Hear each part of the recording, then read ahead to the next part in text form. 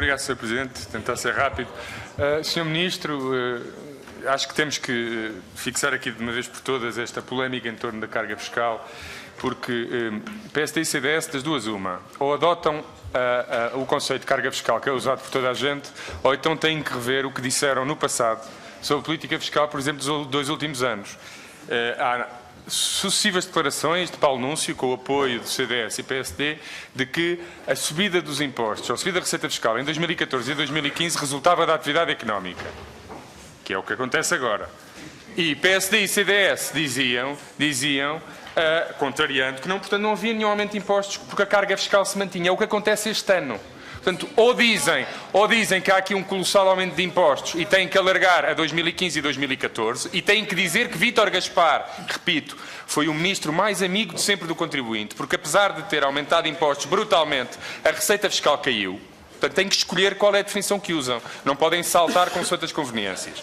E lembrar aqui ao deputado João Almeida que este governo, o anterior, aumentou sim o IVA. Em 2012 estava previsto um grande entendimento de medidas de 400 milhões de euros. Vítor Gaspar, e consta do orçamento do relatório do vosso governo, 2012, aumentou o IVA em 2.044 milhões de euros. 400 versus 1.044. Portanto, dizer que não aumentaram o IVA, o Sr. Deputado, é um pouco descaramento a mais. Pois era importante aqui também entendermos sobre o apoio aos pensionistas pobres. O Sr. Deputado João Almeida fez uma intervenção que não percebeu, mas é uma crítica à proposta do CDS. Porque o Deputado João Almeida disse assim: dedicam mais recursos a repor os cortes da SES do que aumentar o CSI. Ora, o que é que fazia o CDS? Tinha exatamente a mesma proposta que este Governo sobre a SES. E bem, porquê? Porque a SES é inconstitucional e, portanto, nós temos que devolver a SES da mesma maneira que temos de devolver os salários da função pública. Portanto, a proposta do CDS e do PSD sobre a SES era igual à deste Governo. E qual era a proposta do CDS para o CSI? Era aumentar zero. Era aumentar zero. Portanto, Sr. Deputado, se está escandalizado com o facto de nós aumentarmos a SES e aumentarmos o CSI por maioria de razão, terá de concluir que a sua... Sr. Deputado, deixe-me... Não estou a ser desonesto, Sr. Deputado. É que os senhores dedicavam 7 ou 8 milhões de euros a aumentar as pensões mínimas. Nós dedicamos 7 milhões de euros a aumentar o CSI e 63 milhões de euros a aumentar as pensões abaixo de 600 euros, Sr. Deputado. Por outro lado, uma pergunta dirigida ao Secretário dos Assuntos Fiscais. Tem sido aqui muito falado a questão do apoio à família.